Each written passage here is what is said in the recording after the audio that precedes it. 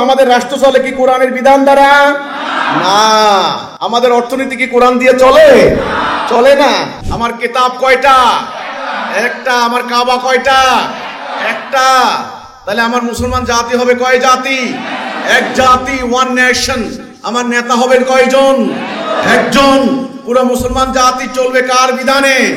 আল্লাহর বিধানে। সেই জায়গায় মুসলমান এখন নাই। আপনারা লক্ষ লক্ষ, আপনারা শতাব্দীর পর শতাব্দীর বাচ্চা কাচ্চা জন্ম দিয়ে চলে যাচ্ছেন, একটা দিনের জন্য আল্লাহর এই বিধান কায়েম করতে পারেন নাই। হিজবুত তাওহীদ আন্দোলন একটা মহা সত্য নিয়ে আপনাদের সামনে দাঁড়িয়েছে। আপনি কি এটা বুঝতে পেরেছেন? ঈমান আনতে হবে, এটা কি বুঝতে পেরেছেন? আমরা যে লা ইলাহা ইল্লাল্লাহর মধ্যে নাই, এটা কি বুঝতে পেরেছেন? আমি বলবো, কিন্তু কান আপনার, চোখ আপনার, ব্রেন কিন্তু আপনার, হৃদয়টাও আপনার, সিদ্ধান্ত নেওয়ার ক্ষমতা আপনার। যদি আপনি কোরআনকে বিশ্বাস করেন, আল্লাহর কিতাব, এই কিতাবের মধ্যে আল্লাহ বলছেন মনোযোগ দিয়ে কথা শোনো। আল্লাহ বলে নাই যে কানে তুলা দিয়ে রাখো। এটা ধর্ম ব্যবসায়ীদের কাণ্ড।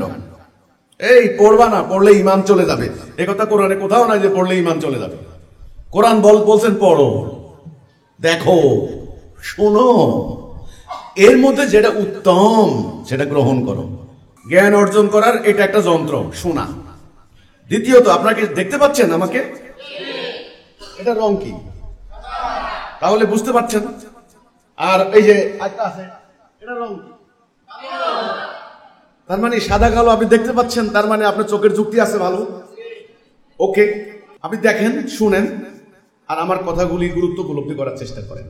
আল্লাহ বলছেন জোরাজোরি করবা না, লা ইকরাহা ফিদ্দীন কাদ তাবায়্যানা রুশদ মিনাল গাই। দিনে কোনো জবরদস্তি করবে না, সত্য পথ ভ্রান্ত পথ থেকে মানে আলাদা করে দাও। খালি আমি আপনার কাছে সত্যটা তুলে ধরব। এই যে হিজবুত তাওহীদ আন্দোলন, এটা কি? এর লক্ষ্য কি? এর উদ্দেশ্য কি?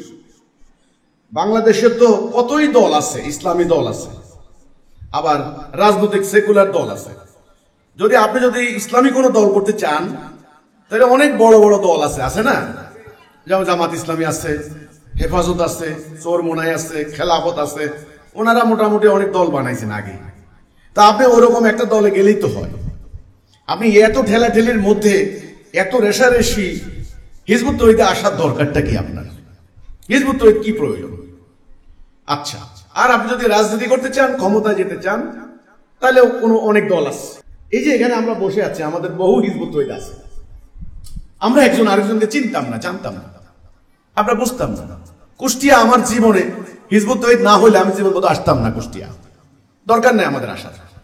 এখানে আমরা চিনতাম না একজন আরেকজনকে। মেহেরপুর আমি যাইতাম না, জীবনে হয়তো যাইতাম না, জানি না অন্য কোনো কারণে পড়তো কিনা আমার ভাগ্যে।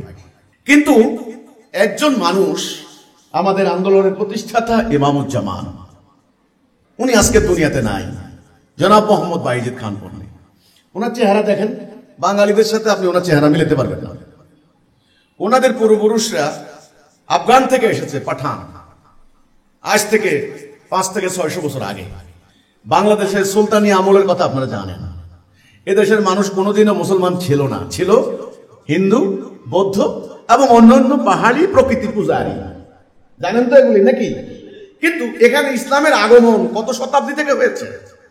হযরত শাহজালাল ইয়ামিনী রহমতুল্লাহ আলাইহির নাম শুনছেন, আপনারা হযরত খান জাহান আলী রহমতুল্লাহ আলাইহির নাম শুনছেন, আপনারা শাহ মখদুম রহমতুল্লাহ আলাইহির নাম শুনছেন।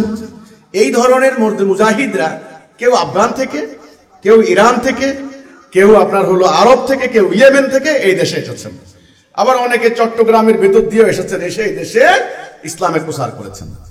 কিন্তু বাংলাদেশের এই সুলতানি আমলের ধারাবাহিকতায় বাংলার স্বাধীন সুলতান, শেষ সুলতান, এনার পরিবার দাউদ খান কররানী, মোগল সেনাবাহিনীর বিরুদ্ধে রাজমহলের বিরাট যুদ্ধ হয়েছে, লক্ষ লক্ষ আর্মি, হাজার হাজার হাতি ঘোড়া।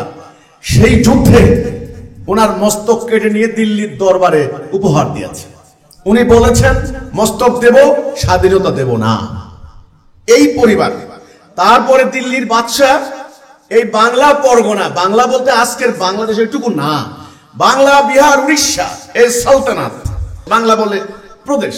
আচ্ছা, এই প্রদেশের গভর্নর বানানো হয় সুলতান সৈয়দ খান কররান, আটিয়ার মসজিদ এখনো আছে সেখানে।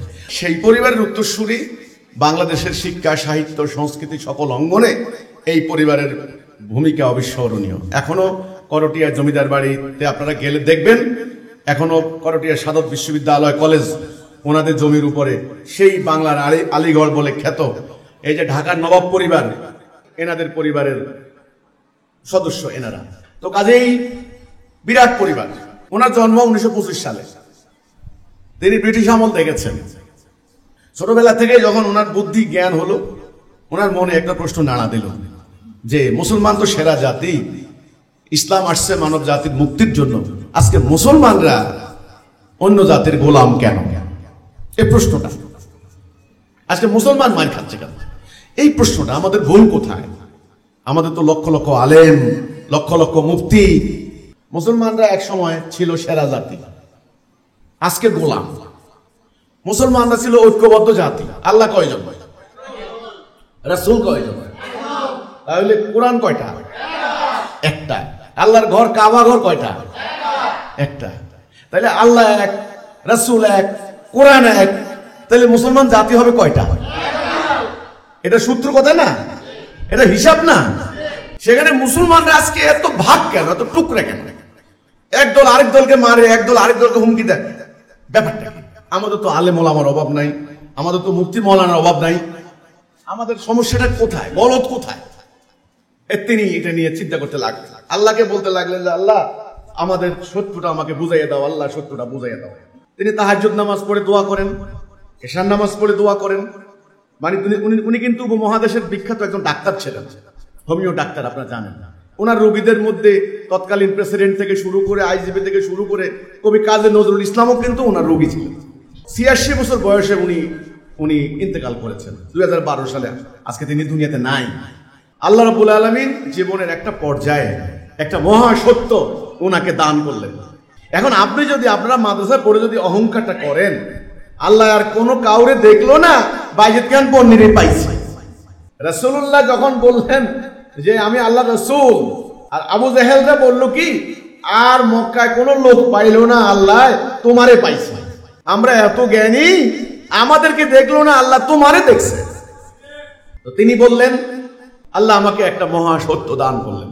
সত্যটা হলো কেন, কি কারণে এই হতভাগা মুসলমান, দুর্ভাগা মুসলমান শ্রেষ্ঠ জাতি থেকে আজকে নিকৃষ্ট জাতিতে পরিণত হয়েছে, কি কারণে ঐক্যবদ্ধ জাতি টুকরে টুকরা হয়েছে, কারণটা এবং এটার থেকে নিস্তারের উপায় আল্লাহ আমাকে দান করেছেন।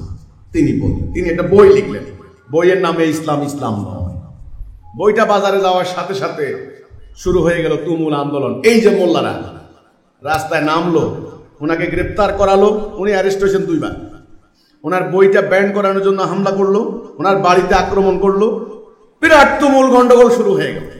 তখন আমি মাত্র কলেজে পড়ি, এই খবর আমার কাছে ওই পত্রিকার মাধ্যমে পাই যে করটিয়ার এক ভদ্রলোক, জমিদার পরিবার, উনি 72 বছর বয়স, উনি বলছেন এই জাতি বলে মুসলমান না, হুজুররা তো চেকতে গেছে সব, এই ইসলাম ইসলাম না। আমি আগ্রহ ভরে ওনাকে দেখতে গেলাম।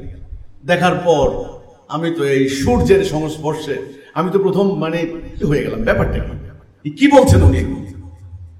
ঠিকই ধীরে ধীরে বুঝতে পারলাম কোন পাপে, কোন কারণে আজকে সেই সেরা জাতি গোলাম জাতি হলো। আস্তে আস্তে তিনি সেটা আমাদেরকে বুঝালেন। আজকে আমি চেষ্টা করব সেটার কিছুটা আলো আপনাদেরকে দেওয়ার জন্য। ওনার প্রথম কথা ছিল প্রত্যেকটা জিনিসের একটা উদ্দেশ্য আছে। আচ্ছা, আমার হাতে এই জিনিসটা কি, এর উদ্দেশ্য কি? আপনার মাথার উপরে একটা ফ্যান ঘুরছে, এর উদ্দেশ্য কি? বাতাস দেওয়া। আচ্ছা, এখন ধরেন ফ্যানটা বাতাস দিচ্ছে না, ঘুরে না, এই ফ্যান কোনো লাভ আছে এখানে? আপনি রাখবেন মাথার উপরে? হাতের ঘড়িটা সময় দিল না, এখন আমি দেখলাম কয়টা, না আমাকে সময় দিচ্ছে না, অথবা ভুল সময় দিচ্ছে, এই ঘড়ির দাম আছে না। এটার উদ্দেশ্য কি? কথা বলা। আমি কথা বলতে পারলাম না। আপনি দেখুন তো, প্রত্যেকটা জিনিসের একটা উদ্দেশ্য আছে। উদ্দেশ্য ছাড়া এই হলরুমে কিছু আনছে না। তাইলে এটারও তো একটা উদ্দেশ্য আছে, আছে না? সেটা কি? এটা এই কথাটা মুসলমানদের থেকে হারিয়ে গেছে। দেখেন, ইসলামের নাম হচ্ছে সহজ সরল, সিরাতাল মুস্তাকিম। বুঝতে সহজ, মানতে সহজ। ইসলাম যদি এত কঠিন হইতো তাহলে বোকা লোকগুলি কোনোদিন জান্নাতে যাইতে পারতো না। তারা আল্লাহকে বলতো, আল্লাহ আমার তো জ্ঞান নাই, আমি বোকা মানুষ, আমি মাদ্রাসা পড়তে পারি নাই, এই ফিকহ শাস্ত্র, আরবি শাস্ত্র আমি পড়তেও পারি নাই, আমলও করতে পারি নাই, আল্লাহ তাহলে ওই বেটারে আর জান্নাত দিতে পারবেন না। কিন্তু ইসলাম সহজ, সিম্পল। আপনি বলেন এই ঘড়ির উদ্দেশ্য কি, তাহলে এটার উদ্দেশ্য কি এটা আপনি জানবেন না। এটা আজকে মুসলমান ভুলে গেছে। এখন মুসলমান করে কি দেখেন, এই কোরআন মুখস্থ করে, হেফজ করে, তাফসির মাহফিল করে, ব্যাখ্যা করে, হুজুররা তাফসির মাহফিল করে এক বান্ডিল টাকা নিয়ে বাড়িতে চলে যায়। আপনি বলেন কোরআন কি এই জন্য নাজিল হয়েছে? কোরআনটা নাজিল হয়েছে 23 বছর ধরে একজন মানুষের উপরে। তিনি কে ছিলেন, তিনি কি করেছেন, বিভিন্ন ঘটনার পরিপ্রেক্ষিতে। এক কথায় বলতে পারেন মানব জীবন কিভাবে চলবে, কেমনে চলবে, মানুষের জীবন বিধান, আপনার কোর্ট কাছারি কিভাবে বিচার হবে, আদালতে বিচারকরা কেমনে বিচার করবেন, আপনার সেনাবাহিনী কিভাবে চলবে, আপনার পুলিশ কিভাবে চলবে, আপনার অর্থনীতি কিভাবে চলবে, আপনার শাসন ব্যবস্থা কিভাবে চলবে, আপনার পরিবার কিভাবে চলবে, অর্থাৎ এক কথায় আপনার পুরো মানব জীবনের জীবন বিধান। এখন এইটা যদি যেই উদ্দেশ্যে নাযিল হয়েছে সেটা যদি কার্যকরী না হয় তো এটা লাভ আছে? আমি একটা উদাহরণ দিই। আপনারা গাড়িতে করে আইছেন না, গাড়িতে ওঠার সাথে সাথে আপনার কনসেপ্ট ক্লিয়ার, আমি কোথায় উঠলাম, আমি কি আমার ঘরে বসবাস করার জন্য বিছানায় বসলাম না একটা যানবাহনে উঠলাম। আপনি বুঝছেন যে এটা একটা যানবাহন, এটা আমাকে গন্তব্যে নিয়ে যাবে। ড্রাইভার যদি বলে ভাই আপনি কোথায় যাবেন, বলে আমি কুষ্টিয়া যাবো, গাড়িটা চলে না, আপনি কি বসে থাকবেন বোকার মতো ওখানে? তাইতে নেমে যাবেন না? তাইলে আপনি বুঝলেন গাড়িটার উদ্দেশ্য কি, এক জায়গা থেকে আরেক জায়গায় নেওয়া। এইটা যদি আপনাকে দিয়ে না হয়, ওই গাড়ি দিয়ে না হয়, তাহলে পুরো গাড়ি বানানোই অর্থহীন। এটার নাম আকীদা। আল্লাহ রাব্বুল আলামিন ইসলাম কেন পাঠিয়েছেন, নবী কেন পাঠিয়েছেন, কোরআন কেন পাঠিয়েছেন, এর একটা লক্ষ্য আছে, এর একটা উদ্দেশ্য আছে। আগে এটা জানেন, তারপরে আমল করেন। না জেনে আপনি আমল মানে কাজ, ধরেন আপনি দক্ষিণ দিকে রওনা দিলেন, কেন দিলেন, কি জন্য দিলেন, কি লক্ষ্য, ভালো করে বুঝেন, তারপরে দক্ষিণ দিকে রওনা দেন। আগে জানা, ভালো করে জানা। এই জন্য কোরআনে আল্লাহ বলছেন যে সম্পর্কে তোমার কোনো জ্ঞান নাই, তুমি এর অনুসরণ করিও না। তাহলে আমরা জানতাম না ইসলামের উদ্দেশ্য কি, নবী আগমনের উদ্দেশ্য কি, নবীকে আল্লাহ কেন পাঠিয়েছেন, উদ্দেশ্য কি, এর একটা উদ্দেশ্য আছে। এই কোরআন, এই কিতাব নাযিলের উদ্দেশ্য কি, এর একটা উদ্দেশ্য আছে। আজকের মুসলমানদের সমস্যা হচ্ছে তাদের সামনে ইসলামের কোনো উদ্দেশ্য জানা নাই। গাড়িতে উঠলেন, গরম, গরম, এই এসিটা ছেড়ে দাও, তো এসি ছেড়ে দিচ্ছে। 1 ঘন্টা আপনি এসি খেয়ে আপনি গাড়ি থেকে নেমে গেলেন, ঠান্ডা লাগছে, একটু উপকার হয়েছে না? আসলে গাড়িটাকে এসি খাওয়ার জন্য ভুল। যদি আপনি গাড়িটাকে বাড়ি মনে করেন, বিশ্রামের জায়গা মনে করেন, ভুল করলেন। ঠিক ইসলামের একটা উদ্দেশ্য আছে। আজকের মুসলমানরা মনে করে ইসলাম মানে হলো আমি নামাজ পড়বো, আমি জান্নাতে চলে যাবো চাল চালাইয়া, বাস, আমার আর কোনো অসুবিধা নাই। আর একটা মিথ্যা হাদিস চালু করে দিছে, নামাজ বেহেশতের চাবি। নো, কোরআনে কোথাও পাবেন না আগে নামাজ, বলা হয়েছে আগে ঈমান। তো ঈমানের অর্থ কি, ঈমানের উদ্দেশ্য কি, এটা উদ্দেশ্য আছে না? তাহলে আজকে থেকে মনে রাখবেন ইসলামের একটা উদ্দেশ্য আছে, কোরআনের একটা উদ্দেশ্য আছে, নবীর আগমনের একটা উদ্দেশ্য আছে। আপনার প্রথম কর্তব্য হলো ওই উদ্দেশ্যটা আগে ভালো করে বুঝে নেওয়া। আপনি একটা লোকের বললেন যে এই বাজারে যা, আপনি ভালো করে বুঝে নিবেন না কেন বাজারে যাব, কি আনবো, কতটুকু আনবো। উনি বললেন যে ধরেন মাছ আনেন, আপনি মাছ না এনে আপনি কতগুলো সবজি নিয়ে আসলেন, দেখবেন আপনাকে বকাবকি করবে যে আমি তোমাকে সবজি আনতে বলিনি। তো কাজেই উদ্দেশ্যটা ভালো করে বুঝবেন, তারপরে আমল করেন, সেই আমল কার্যকরী হবে, অল্প করলেও কার্যকরী হবে। আল্লাহ রাব্বুল আলামিন এই সমস্ত সৃষ্টি করেছেন, তার একটা উদ্দেশ্য আছে। পাহাড়, পর্বত, বৃক্ষরাজি, তরুলতা, মৎস্যকুল, বিহঙ্গকুল, যা কিছু দেখেন একটা উদ্দেশ্য আছে। যেমন এই কুষ্টিয়া শহরে সরকার একটা বিল্ডিং বানিয়েছে, এটার নাম হাসপাতাল। এখানে কি হবে? আরেকটা বিল্ডিং বানিয়েছেন, এটার নাম স্কুল, এখানে কি হবে? আরেকটা বিল্ডিং বানিয়েছেন, এটার নাম মার্কেট, সুপার মার্কেট, এখানে কি হবে? আপনারা তো আরেকটা বিল্ডিং বানিয়েছেন, এটার নাম হলো ধরেন সিনেমা হল, এখানে কি হবে? তাহলে সবগুলাই তো বিল্ডিং, কিন্তু না, প্রত্যেকটার ফাংশন আলাদা, উদ্দেশ্য আলাদা। এখন আপনি কুষ্টিয়া শহরে ঢুকলেন, ঢুকে আপনি আপনার পেটের ব্যথা শুরু হলো, আপনি ঢুকলেন স্কুলে, যে হেডমাস্টারের বললেন, স্যার আমার খুব পেটের ব্যথা করতেছে, স্যার আমার ওষুধ দেন। তাহলে বলে আপনার মাথা কোনো ডিস্টার্ব আছে নাকি? আর বাচ্চারে পড়াইবেন, আপনি নিয়ে ঢুকছেন হাসপাতালে। এই আমাদের দশা হয়েছে এখন সেইটা। আল্লাহ তিনি প্রত্যেকটা মহান উদ্দেশ্যে তিনি সৃষ্টি করেছেন। এই পাহাড় একটা উদ্দেশ্য আছে, এই পর্বতমালা উদ্দেশ্য আছে, এই চন্দ্র উদ্দেশ্য আছে, সূর্য উদ্দেশ্য আছে, সাগর উদ্দেশ্য আছে, oxygen, hydrogen, nitrogen, carbon dioxide, প্রত্যেকটার একটা উদ্দেশ্য আছে না? এবার আমার আপনার উদ্দেশ্যটা কি? আল্লাহ রাব্বুল আলামিন মাটি দিয়ে, ঠনঠনা মাটি দিয়া আদমকে বানাবেন, এটা চিন্তা করছেন। তখন তিনি সমস্ত ফেরেশতাদেরকে ডাক দিয়া বললেন, শোনো, আমি এরাদা করেছি আমি আমার খলিফা বানাবো। তখন সমস্ত ফেরেশতারা বলল, আপনি এমন কিছু বানাবেন তারা ফাসাদ ওয়া সাফাকুদ্দিমা করবে। আল্লাহ বললেন, আমি জানি তোমরা জানো না, এটা কোরআনের কথা। কিন্তু তিনি সমস্ত মালাইকদেরকে ডাকলেন, তিনি মাটি দিয়া সলসল ইনকাল ফাক্কার তিনি আদমকে বানালেন। আমাদের বাবা আদম, আমাদের মূল অরিজিন, যার থেকে আমরা আসছি, বানালেন। বানাইয়া এবার তিনি বললেন, যখন আমি এর ভিতরে আমার রূহ ফুঁকে দেব, সবাই সেজদা করবা। শুনেন, আল্লাহ রূহ ফুঁকে দিয়েছেন, সবাই সেজদা করছে, সমস্ত মালায়েক সেজদা করছে, ইবলিস সেজদা করে। আল্লাহ বললেন, ইবলিস সেজদা করলি না কেন? আমি ওকে নিজেদের বানাইলাম আমার খলিফা। ইবলিস বলে, ও হচ্ছে মাটি, আমি হচ্ছে আগুন, অহংকার। তখন আল্লাহ বললেন, অহংকার করে এখানে থাকতে পারবে না, এখান থেকে বেরিয়ে যাও। আউযু বিল্লাহি মিনাশ শাইতানির রাজিম। তখন ইবলিস বলে, আল্লাহ, যে আদমকে তুমি আমার উপরে শ্রেষ্ঠত্ব দিলে, আমাকে সুযোগ দাও, আমি ওকে তোমার পথে থাকতে দেব না। আল্লাহ বললেন, যা, তোকে আমি উত্থান দিবস পর্যন্ত সময় দিলাম। তখন ইবলিস বলে, তুমি দেখবে তোমার অধিকাংশ বান্দাকে আমি নিয়ে গেছি। আমাদের সৃষ্টিকর্তা কে? আল্লাহ। আমাদের প্রভু কে? আল্লাহ। আমরা হলাম তার খলিফা, আমরা হলাম তার কি? খলিফা। আমাদের বাবা আদম। আমরা যেন আল্লাহর খেলাফত করতে না পারি, আমাদের প্রতিপক্ষ কে? শত্রু কে? ইবলিস। তাহলে আল্লাহ, আদম, ইবলিস, এই তিনটে সত্তা খুব ভালো করে বুঝতে হবে। ধরেন আমি মাঝখানে দাঁড়ায় আছি, ধরেন আমি আদম, ধরেন না, বাস্তবে তাই, আমি বনি আদম, আমার ডাইনে আল্লাহ, বামে ইবলিস। এই তো আল্লাহ, আদম, ইবলিস। এবার আল্লাহর পরিকল্পনা শুরু হলো, মাকে বানালেন।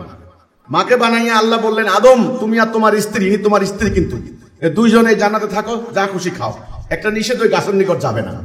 কিন্তু শয়তান তাদেরকে ভুলাই দিলেন। তারা তওবা করলেন, রব্বানা যালামনা আনফুসানা ওয়া ইল্লাম তাগফির লানা ওয়া তারহামনা লানাকুনান্না মিনাল খাসিরিন। আল্লাহ, আমাদের ভুল হয়ে গেছে, আল্লাহ আমাদেরকে মাফ করে দাও। তখন আল্লাহ বললেন, আদম, তুমি আর তোমার স্ত্রী তোমরা এখানে থাকতে পারবে না, এখান থেকে নামিয়ে যাও। কোথায়? এই দুনিয়াতে। আমরা আসলাম দুনিয়াতে। এখন দুনিয়াতে আদম আলাইহিস সালামের জীবন কেমনে চলবে, কিভাবে চলবে, এটা নিয়ে তিনি খুব টেনশনে পড়লেন। ওই ইবলিস তো লাগা আছে। তখন তিনি আল্লাহর কাছে দোয়া করলেন। আল্লাহও বললেন যে, ফাইম্মা ইয়াতিয়ান্নাকুম মিন্নি হুদা ফামান তাবিআ হুদায়া ফালা খাউফুন আলাইহিম ওয়া লাহুম ইয়াহজানুন। আমি পথ দেখাবো, আমি হেদায়েত দেব। কি দেব? হেদায়েত। এই যে আমরা কোন দুষ্ট পোলা পাইনে দুষ্টামি করলে আমরা বলি না, আল্লাহ তোরে হেদায়েত দিক। এই হেদায়েত মানে কি? সঠিক পথ। হেদায়েত কে দিবেন? আল্লাহ। এখন দুনিয়াতে আমাদের সামনে দুটি রাস্তা, দুটি পথ। এটা হলো হেদায়েত, এটা হলো দলাল, এটা হলো সিরাতুল মুস্তাকিম, আল্লাহ দেওয়া পথ, আর হলো ইবলিসের তৈরি করা পথ। এখন আমরা কোন দিকে যাব? আমরা যদি এইদিকে যাই, এর একটা ফল আছে, আমরা যদি ওই দিকে যাই, ওর একটা ফল আছে। এখন স্বাধীন ইচ্ছা শক্তি আল্লাহ আমাদেরকে দিয়েছেন, বাছাই করার, পছন্দ করার, সিদ্ধান্ত নেওয়ার। ওই যে শুরুতে আমি বললাম, আপনার চোখ আছে, আপনার কান আছে, আপনার ব্রেইন আছে, আপনার হৃদয় আছে, আপনি উপলব্ধি করবেন, চিন্তা করবেন, দেখবেন, শুনবেন, দেখে শুনে বুঝে পড়ে জেনে আপনি সিদ্ধান্ত নেবেন, আপনার কি ডান দিকে যাবেন নাকি বাম দিকে যাবেন। মাঝখানে আমি আদম, বনি আদম। আমি যদি ডান দিকে যাই, আমি হব মোমেন, আল্লাহর হুকুম মানবো, এ আল্লাহর হুকুম। আর আমি যদি বাম দিকে যাই, আমি হব কাফের। মানুষ কয় প্রকার? দুই প্রকার, মোমেন, কাফের। সাদা কালো দিয়ে বুঝাইলাম, মনে আছে তো নাকি? সত্য, মিথ্যা। আমলও দুই প্রকার, আমলের সালে, আমলের সাইয়া। পরকালে জায়গাও কিন্তু দুইটা, জান্নাত জাহান্নাম। এখন আপনি কোন দিকে যাবেন এটা কিন্তু আপনার সিদ্ধান্ত। এখন আপনারা বলেন এখানে দুনিয়াতে আপনি কার খলিফা? এই কথাটা আপনাকে মনে রাখতে হবে। আপনি যেন আল্লাহর খেলাফত করতে না পারেন, ইবলিস আপনাকে সিরাতুল মুস্তাকিম থেকে টেনে দলালার দিকে নিয়ে যাবে। যদি সে নিতে পারে, সে ওই যে চ্যালেঞ্জ দিল, সেই চ্যালেঞ্জে কিন্তু শেষ সফল কাম হয়ে গেল। এই যে ইবলিসের ক্রমাগত ওয়াসওয়াসিল খান্নাস মিনাল জিন্নাতি ওয়ান নাস, ইবলিসের ক্রমাগত ওয়াসওয়াসা, ইনস্টিগেশন, প্ররোচনা। এখন আপনি কি ইবলিসের প্ররোচনায় বাম দিকে যাবেন নাকি আল্লাহর আনুগত্য করার জন্য ডান দিকে চলবেন? আমরা কার খলিফা? এই দুনিয়াতে আমাদের মূল কাজ কি? আল্লাহর খেলাফত করা। এটা মনে রাখতে হবে। কিন্তু এই ফ্যানের মূল কাজ কি? ঘড়ির মূল কাজ কি? গাড়ির মূল কাজ কি? গন্তব্যে যাওয়া।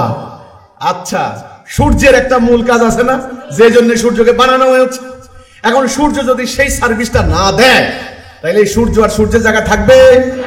ফ্যান যদি ওই সার্ভিস না দেয়, ফ্যান আপনি রাখবেন না। ঠিক তেমনি আমাদের যে কাজ, যেই দায়িত্ব, এটাই আমাদের মূল ইবাদত, আল্লাহর খেলাফত করা।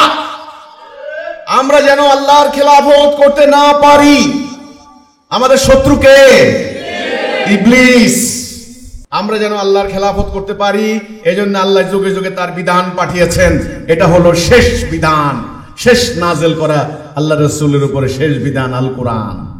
এখন আমরা সিদ্ধান্ত নেব, আমরা আল্লাহর আনুগত্য করব, তাই না? আপনারা কি শান্তি চান না অশান্তি চান? যদি শান্তি চান, তাহলে একটা সিদ্ধান্ত আপনাদেরকে নিতে হবে। সিদ্ধান্ত হলো লা ইলাহা ইল্লাল্লাহ, অর্থাৎ আমি আল্লাহর আনুগত্য ছাড়া কারো আনুগত্য করব না, আল্লাহর হুকুম ছাড়া কারো হুকুম মানব না। এটার নাম ঈমান। সকল নবীরা এই ঈমান নিয়ে এসেছেন। আমাদের আন্দোলনের নাম হিজবুত তাওহীদ। তাওহীদ মানে একত্ববাদ, ওয়াহদানিয়াত থেকে এক আল্লাহর আনুগত্য করার দিকে ডাক দেওয়া। আমাদের এই রাষ্ট্র সংস্কার বইয়ের নাম তাওহীদ ভিত্তিক রাষ্ট্র ব্যবস্থা। আমাদের সমস্ত কার্যকলাপের ভিত্তি হবে আল্লাহর হুকুম, এটার নাম তাওহীদ। এখন বলেন তো, পুরো মানব জাতি ডান দিকে আছে না বাম দিকে আছে? পুরো মানব জাতি কি আল্লাহর আনুগত্য করছে না ইবলিসের আনুগত্য করছে? এখন এই অবস্থায় মানব জাতির কোনো আমল কবুল হবে? হবে না। মানব জাতিকে আবারও ডান দিকে আসতে হবে। আগে তার ডাইরেকশন পাল্টাতে হবে। ক্লিয়ার? এই ডাইরেকশনের নামটাই হলো হেদায়া। হেদায়া ডাইরেকশন দুই প্রকার, রং ডাইরেকশন, রাইট ডাইরেকশন। রাইট ডাইরেকশনের নাম হেদায়া। আমি একটা ছোট্ট উদাহরণ দিই ভাই, আবার উদাহরণ দিচ্ছি। এই চৌরাহাস মোড়ে একটা লোক বলল, ভাই আমার শরীর প্রচন্ড খারাপ, আমি অ্যাক্সিডেন্ট করছি ভাই, আমার রক্ত ঝরতেছে, আমাকে ভাই হাসপাতাল কোন দিকে দেখাই দেন ভাই, আমি হাসপাতালে যাব। আপনি কি করলেন? তাকে ওই লালন ব্রিজের দিকে ডাইরেকশন দিয়ে দিলেন। ডাইরেকশনটা কি হয়ে গেল? ভুল। এই ভদ্রলোক জীবনে তার গন্তব্যে যাইতে পারবে? হাসপাতালে যাইতে পারবে? আপনি কেন দিলেন? আপনি আসলে একটা শয়তান প্রকৃতির লোক। আপনি চান এর কষ্টটা আরো বাড়ুক, আপনি চান ও আরো মরুক, ওর আরো রক্ত ঝরুক। এই শয়তান তো, আপনি কিন্তু উল্টা পাল্টা ডাইরেকশন দিলেন। গ্রামে কিন্তু এরকম শয়তান আছে, আমি দেখছি। ইচ্ছা কইরা ভাই আমরা, এই ভাই আপনি কোথা থেকে আইছেন? বলছে আমি অমুক গ্রাম থেকে আইছি। এটা খালেকের বাড়ি কোন জায়গায়, মালিকের বাড়ি কোন জায়গায়, একটু দেখান তো। ও খালেকের বাড়ি যাবেন?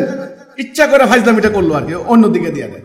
এগুলো আগে পোলা পায় না। ওই যে ধরেন না, মেয়েরা বিয়ের সাথে উপযুক্ত হইলে তো মেয়েটাকে পাশের কোনো বাড়ির ছেলেরা পছন্দ করে। ধরেন উদাহরণ দিচ্ছি, এবার অনেক গ্রাম দূরের থেকে মেয়েটার প্রশংসা শুনে একটা ছেলে পেলেরা আসছে মেয়েটার সম্বন্ধ নিয়ে আসে না, সম্বন্ধ নিয়ে আসে। বাজারে জিজ্ঞাসা করছে যে এই অমুক অমুকের বাপের বেটি অমুক অমুকের, এর বাড়িটা কোন জায়গায়? পড়ছে পোলা ভাইনের হাতে। পোলা ভাইনে ইচ্ছা কইরা অন্যদিকে দেখায়। এই যে ডাইরেকশন, ডাইরেকশন কয় প্রকার? রং ডাইরেকশন, রাইট ডাইরেকশন।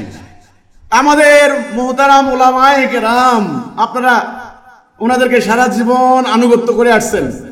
আমার আব্বা প্রথম বলতো আমাদেরকে, হুজুররা কোনো কম বুঝিনি, আমার বাপরা 14 পুরুষ হুজুর করে বানিয়ে আসি, চিনিয়ে আইসি, হেতারা যেদিকে কয় আমরা সেদিকে যাই। আল্লাহ বলেন কোরআনে, ঠিক মক্কার কাফেররা এই ধরনের কথাই বলতো। রাসূল যখন সত্যের কথা বললেন, তাওহীদের কথা বললেন, তখন মক্কার এই মানুষগুলি বলতো, আমাদের বাপদাদা 14 পুরুষ যেদিকে গেছে আমরাও সেদিকে যাব। আল্লাহ বলেন ওরা যদি রং ডাইরেকশনে যায় সেদিকে তাও যাবে। বর্তমান পৃথিবীতে যতগুলা সংগঠন আছে সব রং ডাইরেকশন দিচ্ছে আপনাদেরকে, রাইট ডাইরেকশন নাই। কথাটা খুব কঠিন, ভয়ঙ্কর কথা। এখানে অন্যদের সাথে আমাদের ডিফারেন্স। তাহলে ইসলামের শুরুটা কি দিয়া? ইমান দিয়া নাকি নামাজ দিয়া? ইমানের কথা কি? লা ইলাহা মুহাম্মাদুর রাসূল। আমি আল্লাহর হুকুম ছাড়া কারো হুকুম মানি না। এটা আগে, এটা ইমান। এই ইমান আপনাকে জান্নাতে নেবে। আপনি এক লেখেন, একের পিঠে একটা শূন্য দেন, কত হইল? আর একটা শূন্য দেন, কত হইল? আর একটা শূন্য দেন, কত হইল? এক না থাকলে শূন্যের কোনো দাম আছে? আপনার ইমান নাই। আপনার হলো ইসলামের বুনিয়াদ কয়টা? 5টা। 1 নম্বরে ইমান, লা ইলাহা ইল্লাল্লাহ। 2 নম্বরে সালাত, 3 নম্বরে যাকাত, 4 নম্বরে হজ, 5 নম্বরে রোজা। তাইলে ইমান নাই, আপনি নামাজ দিয়ে শুরু করলেন, কোনো লাভ হবে না। আগে ইমান। এখন আপনি বলেন যে এই সমাজের মানুষের ইমান নাই কেমনে? আমরা তো আল্লাহ বিশ্বাস করি। আরে ভাই, আপনারা যে বিশ্বাস করেন, মক্কার কাফেররাও আল্লাহ বিশ্বাস করত। ইতিহাস পড়ে দেখেন। আমি তো মুখস্থ কথা বলি না। তারাও হজ করত, তারাও যাকাত দিত। তারা কাফের হইল কেন? কারণ তারা আল্লাহর নাজেল করা, আল্লাহর রাসূলের উপরে নাজেল হওয়া এই বিধান তারা মানার জন্য প্রস্তুত ছিল না। তাদের কথা হইল, আমরা তো আল্লাহ বিশ্বাস করি, আমরা হজ করি, তোমাকে মানবো কেন? এ না মানার কারণে তো যুদ্ধগুলো শুরু হয়েছে নাকি? তাহলে আমাদের এখন বলেন, আমরা মুসলমানরা আমরাও নামাজ পড়ি, আমরাও রোজা করি, আমরাও হজ করি ওদের মতো, কিন্তু আমাদের রাষ্ট্র চলে কি কোরআনের বিধান দ্বারা? না। আমাদের অর্থনীতি কি কোরআন দিয়ে চলে? চলে না। আমরা আল্লাহর বিধান মানি না। না মানার কারণে আমাদের ঈমান নাই। আপনি বলতে পারেন এটা শিরক, কিছু মানছি কিছু মানছি না। নামাজ পড়ি কিন্তু আদালতে বিচার করে ব্রিটিশের আইনে। অর্থনীতি চলে সুদ, তাহলে কিছু মানি কিছু মানি না, এটার নাম শিরক। যারা শিরক করে তারা হলো মুশরিক। আল্লাহ ওয়াদা দিয়েছেন তিনি মুশরিকদের কোনো গুনাহ মাফ করবেন না, ওরা জাহান্নামী। আর যারা কোরআনের বিধান মানে না তারা কাফের। কোরআনের আয়াত সোজা কথা, সূরা মায়েদা 44, 45, 47, কাফের, জালেম, ফাসিক। তো এই হচ্ছে কথাটা। এখন আপনারা বলেন তো, এই জাতির কি ঈমান আছে না নাই? লা ইলাহা ইল্লাল্লাহর মধ্যে কি আছে না নাই? এইবার বুঝবেন কি নেবেন কি নেবেন না, আপ টু ইউ। আমার ব্যাপার না। I am not liable about you. আপনার সম্পর্কে আমি দায়বদ্ধ নই। এখন থেকে আমি মুক্ত আপনাদের ব্যাপারে। আমি এটা বুঝাই দিচ্ছি আপনাদের ঈমান নাই। ঠিক নবী করিম সাল্লাল্লাহু আলাইহি ওয়াসাল্লাম আয়েশা এই কথাটাই বললেন, তোমরা বলো লা ইলাহা ইল্লাল্লাহ। এর অর্থ হচ্ছে আমি আল্লাহর বিধান ছাড়া কারো বিধান মানি না। আমার আল্লাহ এক। আল্লাহ কয়জন? আমার রাসূল এক। আমার কিতাব কয়টা? একটা। আমার কাবা কয়টা? একটা। তাহলে আমার মুসলমান জাতি হবে কয় জাতি? এক জাতি, ওয়ান নেশন। আমার নেতা হবেন কয়জন? একজন। পুরো মুসলমান জাতি চলবে কার বিধানে? আল্লাহর বিধানে। সেই জায়গায় মুসলমান এখন নাই। আমরা 57টা রাষ্ট্রে বিভক্ত, অথচ আমাদের কাবা এক, আল্লাহ এক। আমাদের টোটাল আয়তন, মুসলমানদের আয়তন 3.25 কোটি বর্গ মাইল। মুসলমানদের সংখ্যা 200 কোটি।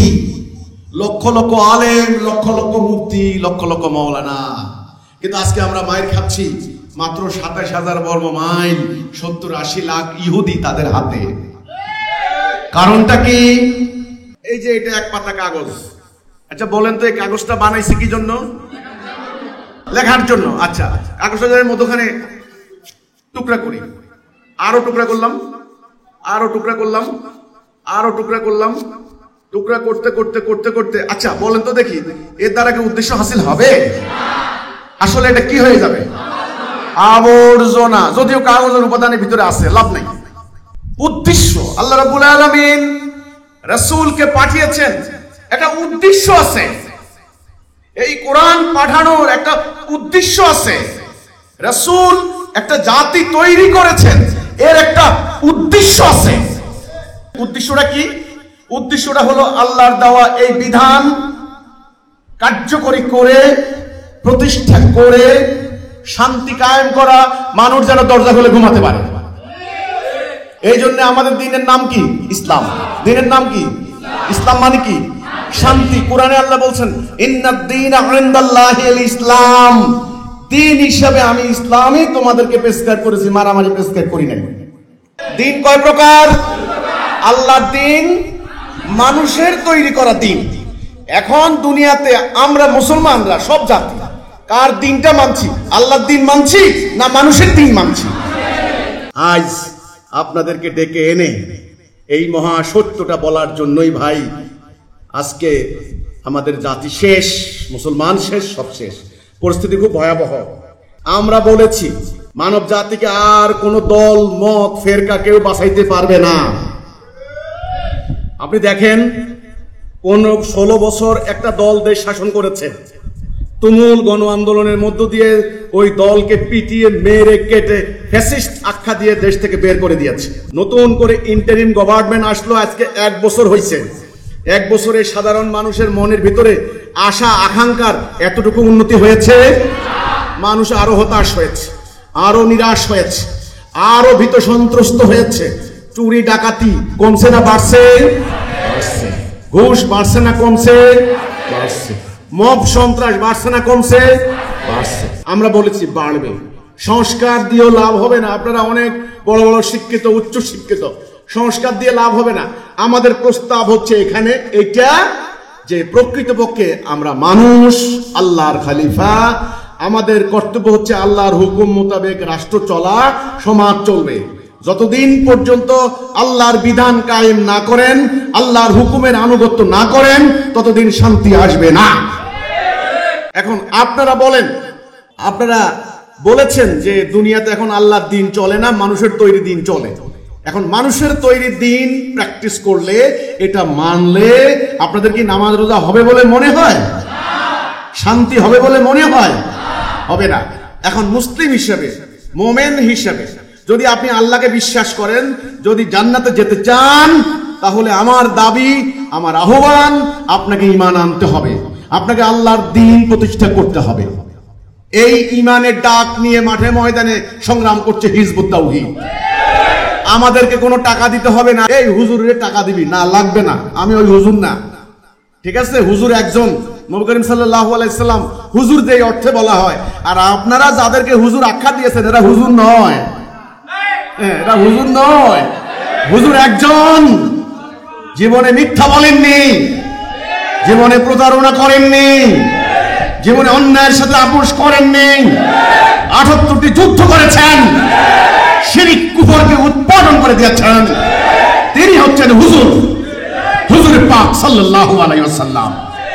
আর আপনারা হুজুর দাবি করছেন, আপনারা লক্ষ লক্ষ, আপনারা শতাব্দীর পর শতাব্দীর বাচ্চা কাচ্চা জন্ম দিয়ে চলে যাচ্ছেন, একটা দিনের জন্য আল্লাহর এই বিধান কায়েম করতে পারেন নাই, আল্লাহর জিহাদ করতে পারেননি। নিজেরা অন্যের দান ভিক্ষার উপরে নিজের জীবন, সংসার জীবন নির্বাহ করছেন। কাজেই হুজুর একজন, হুজুর পাক সাল্লাল্লাহু আলাইহি ওয়াসাল্লাম।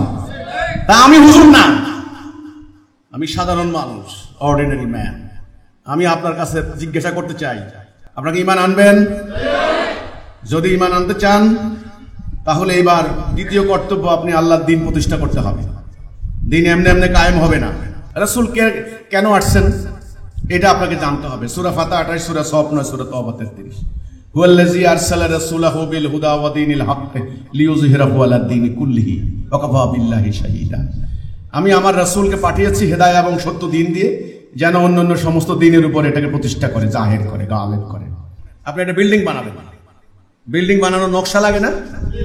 আপনি খুব বিখ্যাত একজন ইঞ্জিনিয়ারকে দিয়ে নকশা বানালেন, পিলার কয়টা, দরজা কয়টা, জানালা কয়টা। এখন ইঞ্জিনিয়ার অনেক ড্রয়িং করে, ডিজাইন করে একটা নকশা দিলেন। নকশা বগলের নিচে নিয়ে আপনি প্রতিদিন সকাল বিকাল পড়েন আর মুখস্থ করেন, বিল্ডিং কি হবে? নকশা মোতাবেক দেখে দেখে কত সুন্দর রড লাগে, হ্যাঁ, কত বিম কলাম কি লাগে দেখে দেখে আপনি বিল্ডিং বানাতে হবে না? এই বিল্ডিংটা হচ্ছে দ্বীন। দ্বীনের উদ্দেশ্য হচ্ছে মানুষ যেন শান্তি পায়। এই দ্বীন আজকে নাই, আল্লাহর দ্বীন নাই। আজকে গণতন্ত্রের নামে, সমাজতন্ত্রের নামে মানুষের তৈরি একটা দিন, একটা সিস্টেম দিয়ে রাষ্ট্র চলে, এই খবর আমাদের সাধারণ মানুষের নাই। তাহলে আমরা মুসলমান মানবো কার দিন? আল্লাহর দিন। আনুগত্য করবো কার? আল্লাহ। এখন আল্লাহর দিনটা প্রতিষ্ঠা করতে হবে না? এই প্রতিষ্ঠা কেমনে করবেন, কিভাবে করবেন? আমাদের দেশে তো অনেক ইসলামী দল আছে, তারাও বলে আল কোরআনের আলো ঘরে ঘরে আলো ইত্যাদি ইত্যাদি, বলে না? কোরআনের আলো, নিজেদের চরিত্রে আলো জ্বলছে কোনোদিন? মিথ্যাবাদী মিথ্যুকরা যারা মিথ্যা কথা বলে, ওরা বলে আল কোরআনের আলো, নিজের হৃদয়ের ভিতরে আলো ঢুকে নেই। এবার আসেন, আল্লাহর দিন প্রতিষ্ঠা করার জন্য রাসূলুল্লাহর আগমন আমার মুখের কথা নয়। কোরআন বলছে সূরা ফাতিহা 28, সূরা সফ 9, সূরা তাওবা 33। কোরআন আল্লাহ আপনাকে নির্দেশ দিচ্ছেন সূরা সূরা 13 নম্বর আয়াত, আনাকিমুদ্দিন, দিন প্রতিষ্ঠা করো, মতভেদ করো না, আলাদা হইও না, ফারাক হইও না, টুকরা টুকরা হইও না। টুকরা টুকরা হইলে দিন প্রতিষ্ঠা করতে পারবেন না। এখন আপনারা কি দিন প্রতিষ্ঠা করবেন? এই দিন প্রতিষ্ঠা না করলে আপনাদের সামনে আলোচনা করে কোনো লাভ নাই, কোনো লাভ নাই। এই দিন চলবে, এটা চলবে, মানুষের তৈরি বিধান চলবে, মানুষ ইবলিসের আনুগত্য করবে, আরো চুরি হবে, আপনার সন্তান বড় চোর হবে, ডাকাইত হবে, অর্থ পাচার করবে, সুদ খাবেন, পরকালে জাহান্নাম যাবেন। একবারে সোজা। আপনি মনে করছেন মসজিদ বানাইয়া জান্নাত চলে গেলেন, এই গ্যারান্টি কোরআনে কোথাও নাই, দিতে পারবেন না। নো। তাহলে দিন প্রতিষ্ঠা করতে হবে। কি করতে হবে? দিন প্রতিষ্ঠা। এখন দিন প্রতিষ্ঠা কেমনে করবেন, কিভাবে করবেন? এর একটা প্রক্রিয়া লাগবে না? সেটার জন্য জিহাদ। সেটার জন্য কি? জিহাদ। এই যে জিহাদের কথা বললাম, এতদিন আশা করি শুনেন নাই, এখন শুনবেন জিহাদ কি জিনিস। রাসূল জিহাদ করেছেন, কোরআনে শত শত আয়াত আছে জিহাদের। জিহাদ মুমিনদের জন্য আল্লাহর পক্ষ থেকে বাধ্যতামূলক একটা ফরজ। জিহাদ মানে আপ্রাণ চেষ্টা, প্রচেষ্টা, তারপরে কিতাল, যুদ্ধ। অর্থাৎ জিহাদ এবং কিতালের মাধ্যমে আল্লাহর দ্বীন প্রতিষ্ঠা করতে হবে। এখন আপনারা কি আল্লাহর দ্বীন প্রতিষ্ঠা করার জন্য প্রথমে বলছি আপনারা কি ঈমান আনবেন? আপনারা বলছেন আমরা ঈমান আনবো, লা ইলাহা মুহাম্মাদুর রাসূলুল্লাহ। আমাদের নবী করিম সাল্লাল্লাহু আলাইহি সাল্লাম কি আগে লোকদেরকে নামাজ পড়াইছেন? আগে লোকদেরকে জিহাদে নিয়ে গেছেন? নো। আগে ঈমান। আগে কি? ঈমান। আপনাকে বুঝতে হবে আগে আমি কোনটা করব। আগে 1, পরে 2, পরে 3। আগে ঈমান। ঈমানটা ভালো করে বুঝে নেওয়ার আছে। আল্লাহর বিধান ছাড়া কারো বিধান মানি না, এটার নাম ঈমান। তা আপনারা বলছেন যে আমরা ঈমান আনবো, এরপরে ঈমান আনার পরে আপনি বলছেন আমি আল্লাহর দ্বীন প্রতিষ্ঠা করব। ওকে, আপনি রাজি হয়েছেন যে আমরা আল্লাহর দ্বীন প্রতিষ্ঠা করব। সবাই সংগ্রাম করছে, দল করছে, আন্দোলন করছে মানুষের তৈরি বিধান প্রতিষ্ঠা করার জন্য। আর আপনি বললেন যে আমি আল্লাহর দ্বীন প্রতিষ্ঠা করব। আলহামদুলিল্লাহ, এই দ্বিতীয় সিদ্ধান্ত আপনি নিলেন। এখন তৃতীয় সিদ্ধান্ত হচ্ছে দ্বীনটা কেমনে প্রতিষ্ঠা হবে, কিভাবে প্রতিষ্ঠা হবে, কি তরিকায়, কি প্রক্রিয়া, এর একটা প্রসেস আছে না? আচ্ছা বলেন তো, গম চাষ করার তরিকা আর ধান চাষ করার তরিকা কি এক? না। প্রত্যেকটা জিনিসের একটা তরিকা আছে, একটা প্রক্রিয়া আছে। কোন প্রক্রিয়ায় আপনি ওই কাজটা করবেন? আল্লাহ রাব্বুল আলামিন এই কোরআনটা নাযিল করলেন, এর একটা উদ্দেশ্য আছে না? আমরা এবার এখন কোরআন নিয়ে নিয়ে হাঁটতেছি, কোরআন আল্লাহর কিতাব চুমা খাইতেছি, রাখতেছি, পড়তেছি, মুখস্থ করতেছি। আসলে কোরআনের উদ্দেশ্য আছে না একটা? সেই উদ্দেশ্যটা হলো কোরআন মোতাবেক আপনার দেশটা চলবে। ব্যবসায়ীরা মাপে কম দিতে পারবে না, ভালো আর খারাপ মিশাইতে পারবে না, অফিসের কর্মকর্তারা সুদ ঘুষ খাইতে পারবে না, অর্থনীতিতে সুদ চলবে না, বিচারের মধ্যে আল্লাহর বিধান দিয়ে বিচার হবে, বাদী বিবাদীর কোনো টাকা খরচ হবে না। অনেক সাংঘাতিক কথা আমার বইতে সব আছে, কিন্তু সব আছে ইসলামের রূপরেখাটা। এখন আপনাকে তো এই এই কোরআন থেকে এটা কার্যকরী করে এর ফলটা তো বের করতে হবে নাকি? 1 হরফে 10 নাকি, বাস এটা শিখাই দিছে। এবার রমজান মাস আসছে, এটা তোরে দেখি না কেন? ওই না, আমি রমজান মাসে নিয়ত করছি 3 খতম দিব। 1 খতম হয়ে গেছে, প্রতি 10 দিনে 1 খতম, 10 দিনে 1 খতম। তুমি যে এই যে 3 খতমটা দিলা, নবী করিম সাল্লাল্লাহু আলাইহি সাল্লাম সাহাবীদেরকে কি এগুলা শিখেছেন কিনা? এটা এই খবরটা নিছো কোনোদিন? তাহলে আবার বলি, এই কোরআনটা নাযিলের উদ্দেশ্য কি? এটাকে কার্যকরী করে, এটাকে কায়েম করে শান্তি কায়েম করা। ওই গাড়ির যেমন উদ্দেশ্য, ওইটা বাদ দিয়ে যদি আপনি এসির বাতাস খান, ওই উদ্দেশ্যে বানানো হয় নাই ওই গাড়িটা, আপনি ভুল করলেন। তাহলে দিন প্রতিষ্ঠার প্রক্রিয়া কি হবে? জিহাদ, কিতাল। আচ্ছা, এবার জিহাদ করার জন্য কি লাগবে? একটা কর্মসূচি লাগবে। কর্মসূচি ছাড়া জিহাদ হবে না, আন্দাজে বান্দাজে জিহাদ করতে পারবেন না আপনি। এই কর্মসূচি 5 দফা।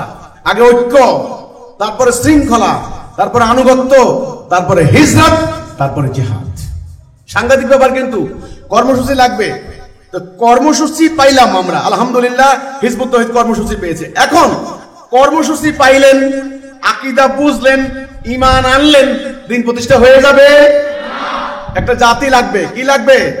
জাতি, উম্মাহ। উম্মাহকে পরিচালিত করার জন্য একজন কি লাগবে? ইমাম লাগবে, নেতা লাগবে। আবার বলি, রাসূলের আগমনের উদ্দেশ্য কি বলেন? এই দুনিয়াতে আল্লাহর দিন প্রতিষ্ঠা করা। দিন প্রতিষ্ঠা হলে কি হবে? শান্তি। শান্তি হলে কি হবে? ওই যে ইবলিসের সঙ্গে আল্লাহর চ্যালেঞ্জ হয়েছিল, সেই চ্যালেঞ্জে ইবলিস হেরে যাবে। এখন আপনি কি আল্লাহকে জিতাবেন না ইবলিসকে জিতাবেন? শান্তি চান না অশান্তি চান? জান্নাত চান না জাহান্নাম চান? বাস, আপনি যেটা চান সেই মোতাবেক রাস্তা ধরেন। যদি আপনি শান্তি চান, যদি আপনি জান্নাতে যেতে চান, তাহলে আপনাকে আগে ঈমান আনতে হবে। লা ইলাহা ইল্লাল্লাহ মুহাম্মাদুর রাসূলুল্লাহ। বুঝে শুনে ঈমান আনতে হবে। এর অর্থ হচ্ছে আমি আল্লাহর বিধান ছাড়া, আল্লাহর হুকুম ছাড়া কারো হুকুম বিধান মানি না। নবী করিম সাল্লাল্লাহু আলাইহি সাল্লাম তিনি যখন নবী হলেন, তখন ওনার বয়স 40 বছর। উনি এসেই সাফা পাহাড়ের পাদদেশে সকল মানুষকে জড়ো করলেন, একত্রিত করলেন। একত্রিত করে তিনি বললেন, তোমরা বলো লা ইলাহা ইল্লাল্লাহ। অন্য কোনো কথা বলছেন না। এই কথাটা বলার সাথে সাথে কি হয়ে গেল? রাসূলকে কি ফুলের তোড়া দিয়েছিল? মিষ্টির প্যাকেট দিয়েছিল? মারহাবা মারহাবা বলেছিল? না, রাসূলকে গালি দিয়েছিল। তাব্বালাকা ইয়া মুহাম্মদ, মুহাম্মদ তুমি ধ্বংস হও। পাথর নিক্ষেপ করেছিল। আচ্ছা, রাসূলকে কোনো খারাপ কথা বলছিলেন? তিনি একটা কথা বলছিলেন, তোমরা বলো লা ইলাহা ইল্লাল্লাহ। এই কথা শুনে মক্কার যারা ধর্মগুরু আছে তাদের মাথা খারাপ হয়ে গেছে। কি বলে? আমরা একমাত্র আল্লাহকে মানবো? তাহলে আমাদের যে এই যে দেব দেবীগুলো আছে, লাত মানাত উজ্জার পূজা করি আমরা, এগুলো সব বাদ দিব আমরা? তিনি বলছেন, হ্যাঁ তোমরা শিরিক করছো, তোমাদের কোনো আমল কবুল হবে না। তোমরা একমাত্র আল্লাহকে একমাত্র ইলাহ হিসেবে মেনে নাও। এই একমাত্র একজন আল্লাহকে ইলাহ হিসেবে তার আনুগত্য করার এই ঘোষণাটাই হচ্ছে লা ইলাহা ইল্লাল্লাহ। এই ঘোষণা দেওয়ার সাথে সাথে দুটা দল হয়ে গেল। উনাকে কেন্দ্র করে এক দল উনার প্রতি বিশ্বাস আনলো যে উনি যা বলছেন ঠিক কথাই বলছেন। আসলে এদের ঈমান নাই। ওনাকে নবী বলে মেনে নিয়ে হযরত আবু বকর, হযরত ওমর, আম্মা খাদিজা এ মিলে একটা দল হয়ে গেল নাকি? আচ্ছা, এই দলটা নিয়ে তিনি শুরু করলেন উম্মতে মুহাম্মদীর দল। মক্কায় ওনাদের উপর অত্যাচার হলো, জুলুম হলো, সবকিছু হলো। পেটে পাথর বাঁধলেন তিনি। তিনি আঘাতে আঘাতে জর্জরিত হলেন, আপনারা জানেন। মক্কা থেকে তিনি মদিনায় চলে যেতে বাধ্য হলেন। ওনাকে সিদ্ধান্ত নিল তারা হত্যা করবে। তখন তিনি মদিনায় চলে গেলেন। আচ্ছা, মদিনায় গিয়ে রাসূলুল্লাহ কি শুরু করলেন? জিহাদ, সংগ্রাম, কিতাল। এই কিতাল যুদ্ধ, 78টি যুদ্ধ করলেন। যুদ্ধের ফলে কি হলো? জাজিরাতুল আরবে দিন প্রতিষ্ঠা হয়ে গেল। কার দিন? আল্লাহর দিন। এরই মধ্যে তিনি পুরো জাতিটাকে তিনি একটা সামরিক প্রেরণা দিলেন, একটা মিলিটারি ট্রেনিং দিলেন, কঠিন ডিসিপ্লিন শিক্ষা দিলেন, তলোয়ার চালনা শিক্ষা দিলেন, বল্লম চালনা শিক্ষা দিলেন, ঘোড়া কন্ট্রোল করা শিক্ষা দিলেন।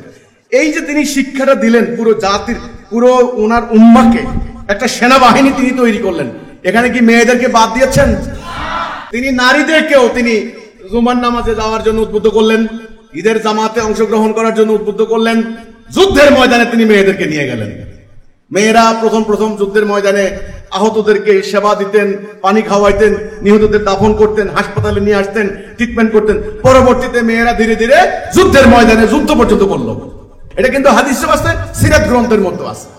তাহলে রাসূলুল্লাহ নারী এবং পুরুষ একত্রিত হয়ে জিহাদ করে, যুদ্ধ করে আরবে আল্লাহর দ্বীন প্রতিষ্ঠা করলেন। ফল কি হলো? শান্তি। কেমন শান্তি? যে আরবের মানুষগুলা মারামারি করতে করতে করতে ভাই হয়ে গেল, মানুষ দরজা খুলে ঘুমানো শুরু করলো, মদ খাইয়া টাল হইতো সেই মদ চলে গেল, আল্লাহর বিধান দিয়ে আদালতে বিচার হওয়া শুরু হলো, চুরি করলে হাত কাটি দেওয়ার বিধান, কথা নাই। আজকের চোরের জ্বালায় রাস্তায় হাঁটতে পারে না, চাপাটি ধরে। এখান থেকে শুরু করে রাষ্ট্রের 40,000 কোটি টাকা পর্যন্ত পাচার করে নিয়ে যাচ্ছে। আল্লাহর আইন যদি কার্যকরী হতো তাহলে চুরি করার সাহস পাইত না। এখন আমরা দুর্ভাগা হতভাগা, আমরা মুসলমান, নামাজ পড়ি, আইন মানি ব্রিটিশের। আল্লাহর আইনের প্রতি আমাদের কোনো আস্থা নাই, আমাদের আস্থা হচ্ছে ব্রিটিশের আইনে। আল্লাহ সুদ হারাম করেছেন, সুদের কারণে আজ এই যে আমি আস্তে আস্তে শুনলাম আপনাদের কুষ্টিয়ার কিছু ব্যক্তি ব্যাংক থেকে লোন নিয়েছে, ব্যাংক থেকে লোন। কুষ্টিয়ার ওই সমস্ত জায়গাগুলিতে 1 বিঘা জমির দাম নাকি 7 লাখ 8 লাখের বেশি না, সেখানে ব্যাংক থেকে লোন নিছে 1 বিঘা জমি 1 কোটি 1.5 কোটি টাকা। তাহলে ব্যাংকের কর্মকর্তারা শিক্ষিত লোক, তারা ঘুষ খাইয়া, ওভার ভ্যালুয়েশন, অতিরিক্ত মূল্য দেখাইয়া এই লোকটার থেকে টাকা খাইয়া তারে টাকা দিয়ে দিছে।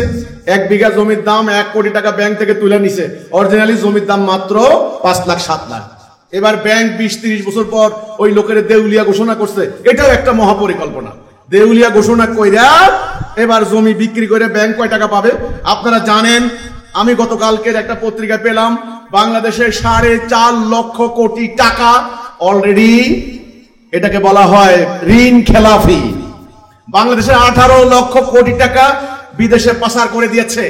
$110 বিলিয়ন বিদেশিরা আপনার কাছে পায়। 1 লক্ষ কোটি টাকা প্রতি বছর সুদের টাকা দিতে হয়। আপনারা তো মরে যাবেন, 1 হালি ডিম খাইতে হবে 100 টাকা, অলরেডি চালের কেজি 100 টাকা হয়ে গেছে ঢাকা শহরে। এই যে জীবনযাত্রার মান, এই যে আপনার জীবনকে মেনটেন করা, অলরেডি শহর অঞ্চলে খবর নিয়ে দেখেন অধিকাংশ লোক তাদের শরীরের প্রয়োজনীয় পুষ্টি দিতে পারে না। সারা মাসে 1 কেজি দুধ কিনে খেতে পারে না, সারা মাসে ভালো 1 কেজি মাছ খাইতে পারে না, তাও খায় ওই মেডিসিন দেওয়া ফাঙ্গাস মাছ। তাহলে মানুষের অবস্থা খুব কতখানি ভয়াবহ আপনারা চিন্তা করতে পারবেন না। এবার পেটের ব্যথা, মাথার ব্যথা, ডায়াবেটিস, প্রেসার, ক্যান্সার, যাচ্ছে ডাক্তারদের কাছে, আমি ওদের নামের আগে বলি ডাকাত, সেখানে যাচ্ছে। সেদিন এক ভদ্র মহিলা, তিনি ওনার বাচ্চা নিয়ে আসছেন, আমাদের চেম্বার আছে আপনারা জানেন, হোমিও চেম্বার। আমি বললাম কোথায় গেছিলেন? বলছে আমার এই সমস্যা হয়েছিল, ডাক্তারের কাছে গেলাম। ডাক্তার কি বললো? ডাক্তারে বললো এগুলো টেস্ট করে আনেন। আমি দেখলাম টেস্টের তালিকা 16,000 টাকা শুধু টেস্ট করাইছে, অনর্থক। আমি বললাম ডাক্তার ওষুধ দিছে? ডাক্তারে বললে কি টেস্ট করে আনেন পরে ওষুধ দিব। তা আমি কোথায় আপনি টেস্ট করছেন?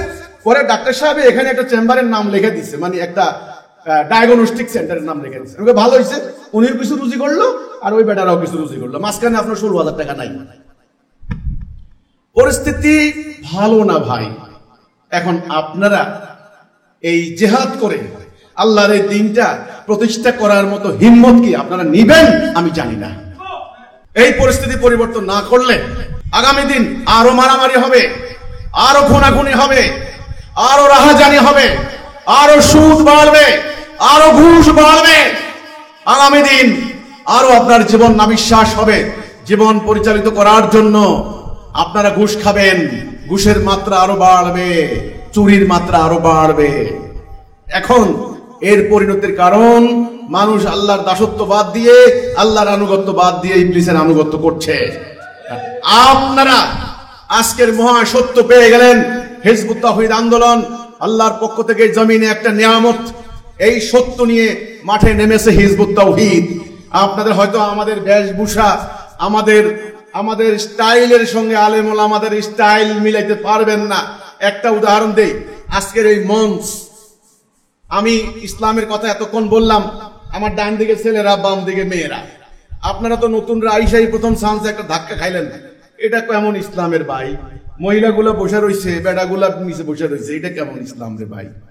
এটা কোন ইসলাম? প্রথম ধাক্কা। দ্বিতীয় ধাক্কা আমার দেখার লগে লগে আরেকটা ধাক্কা। সাধারণত যারা ইসলামের কথা কয় মাথায় একটা পাগড়ি থাকে, সাদা জুব্বা থাকে, লম্বা দাড়ি থাকে, উনি শুরুতেই 10 মিনিট নাহমাদুহু ওয়া নাস্তাঈনুহু ওয়া নাস্তাগফিরুহু, এরকম একটা সুর আছে, একটা টান আছে। আরবি একটা টোন আছে, সেটাও দেখেন নাই। তাহলে আপনারা তো এগুলা দেখতে দেখতে দেখতে দেখতে অভ্যস্ত হয়ে গেছেন। এখন ব্যাপারটা কি, আপনাদের মধ্যে একটা কনফিউশন আছে, আপনাদের মধ্যে একটা সন্দেহ আছে, দ্বিধা আছে, যে এরা আবার আমাদেরকে কোন দিকে নিয়ে যাইতে আছে। আমাদের আলেম ওলামারা সারা জীবন আমাদের বাপদাদা 14 গোষ্ঠীর পথ দেখাইছে, এখন হিজবুত তৌহিদ বাইর হইছে, এরা আবার কোন কোন ধরনের আমাদেরকে কোন দিকে নিয়ে যাইতে আছে। আপনাদের ভিতরে এই ধরনের একটা সন্দেহ থাকবে, আমি জানি। সন্দেহ করা ভালো না, সন্দেহ করেন না, নিশ্চিত হয়ে যান। আমাদের আন্দোলনের প্রোগ্রামে যেহেতু আসছেন, আমাদের বই পুস্তক নিয়ে যাবেন। আর আমার কথা শোনার পর যদি আপনি যথেষ্ট কনভিন্স হন, যথেষ্ট স্যাটিসফাইড হন যে হ্যাঁ আমি বুঝে ফেলছি, এটাই সত্য, এটাই হক, আমার হৃদয় সাড়া দিচ্ছে, আমার মগজ বলছে, আমার দৃষ্টি বলছে, আমার কানে যা শুনছি এর বাহিরে কোনো হক নাই, সত্য নাই, যদি আপনি সেটা মনে করেন তাহলে আমার সাথে আসতে পারেন, এই আন্দোলনে সামিল হতে পারেন। আপনার ইচ্ছা, আমি আপনার মধ্যে কোনো জোর করব না, আপনার মনের ভিতরে আমার কোনো জোর চলে না। আমি আমার এক এলাকার এক মুরব্বীরে বললাম যে মুরব্বী, আল্লাহর দিন না মানলে আমরা কি মুসলমান থাকি? মুরব্বীকে তো আলেম ওলামারা এটা বুঝে না। আমি বললাম যে বাবা এই কথা তো আর আমি আর বলতে পারতেছি না, আপনি শুধু আমাকে একটা সিম্পল উত্তর দিবেন, এটা আল্লাহর কোরআন, এটা আপনি বিশ্বাস করেন? হ্যাঁ করি করি করি মানে আল্লাহর কিতাব, সাবধানে ধরেন যেন হাত থেকে না পড়ে যায়। আচ্ছা ভালো কথা, তাইলে যেই জাতি, যেই জনগোষ্ঠী কোরআনের এই বিধান মানে না, তারা কি মুসলমান দাবি করতে পারে? না না, আমি ওই মুরব্বীকে প্রশ্ন করেছি, তিনি কিছুক্ষণ চুপ হয়ে গেলেন, তিনি আবারও বলছেন আচ্ছা তুই এই ব্যাপারটা কি আমাদের আলেমরা বুঝে না? তা আমি বলছি সেটা ওনাদেরকে প্রশ্ন করেন, কিন্তু আমরা যেটা বুঝেছি সেই বুঝটা নেওয়ার জন্য আমরা এসেছি। হিজবুত তৌহিদ আন্দোলন একটা মহা সত্য নিয়ে আপনাদের সামনে দাঁড়িয়েছে। আপনি কি এটা বুঝতে পেরেছেন? ঈমান আনতে হবে, এটা কি বুঝতে পেরেছেন? আমরা যে লা ইলাহা ইল্লাল্লাহর মধ্যে নাই, এটা কি বুঝতে পেরেছেন? যদি আপনারা ঈমান আনতে চান, আল্লাহর দ্বীন প্রতিষ্ঠা করতে চান, এই আন্দোলন আমাদের এই কর্মসূচি, আল্লাহ দেওয়া কর্মসূচি, এই কর্মসূচির মোতাবেক আমরা সংগ্রাম করছি। আমরা আপনাকে আহ্বান করব, আপনারা আসুন আমাদের সাথে ঐক্যবদ্ধ হয়ে এই সংগ্রামে সামিল হন। দেখবেন ইনশাআল্লাহ টেকনাফ থেকে তেতুলিয়া, রূপসা থেকে পাথুরিয়া, শুধু বাংলাদেশের কথাই বললাম, একা একটা মেয়ে মানুষ হেঁটে যাবে, আল্লাহ এবং বন্য জন্তু ছাড়া কোনো ভয় থাকবে না।